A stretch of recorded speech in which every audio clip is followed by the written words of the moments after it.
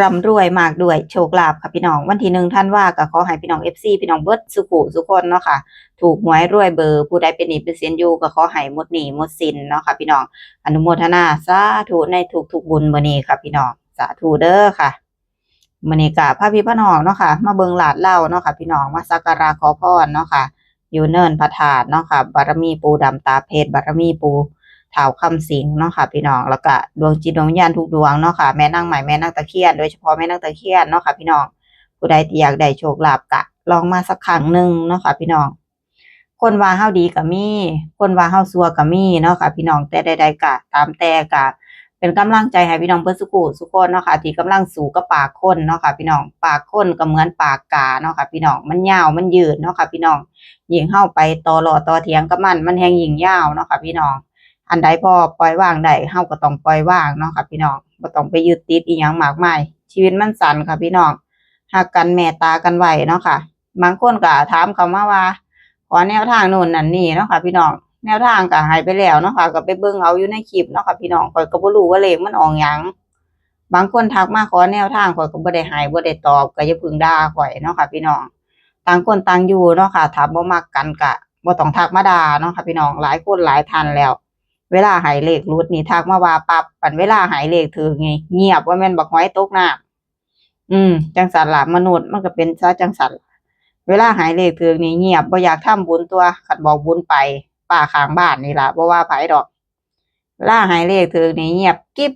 บ่แม่นบักหอยจมน้ำบ่แม่นบักหอยอยู่ในน้ำพู้นตัวโยนหินลงไปก็จมเงียบกิ๊บพู้นละคนมันเป็นซะจังซั่นมันซื้อเลขบ่ถือแค่งวด2งวดนี่ทักมาด่าเฮาปุ๊บข้อยเบื่อหน่ายพี่น้องอย่าว่าข้อยเถาะให้อภัยข้อยเถาะก็เป็นจังซี่ล่ะข้อยก็เลยเซาให้เลขเพราะว่าข้อยก็บ่รู้ว่าเลขมันออกหยังก็เลยพักการให้เลขไปก่อนเนาะค่ะพี่น้องพาทำบุญสะสมแต้มบุญเมื่อมีบุญสัมพันธ์เมื่อจังหวะโอกาสดีๆข้อยก็ให้เองเนาะค่ะพี่น้อง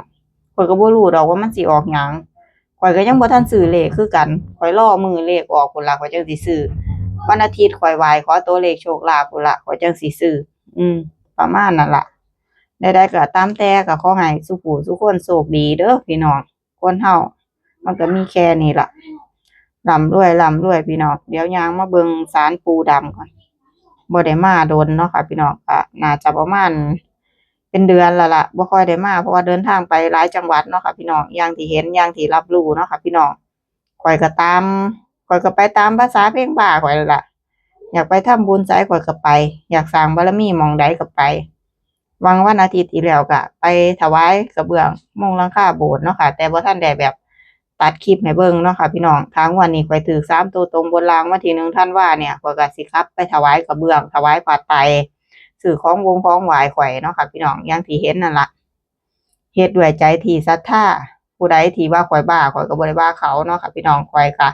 บ่ได้สนใจตรงนั้นเนาะค่ะพี่น้องผีบ้าถูกเลขเนาะค่ะพี่น้องคนดีๆที่ว่าให้เฮามันบ่ถูกตัว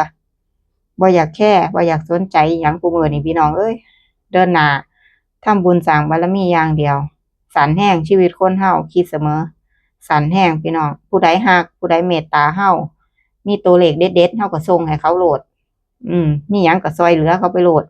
ผู้ใดที่หวังผลประโยชน์อย่างเดียวก็ต่างคนต่างอยู่ชีวิตง่ายๆข้อยเป็นคนสมถะเนาะค่ะพี่น้องง่ายๆสั้นๆข้อย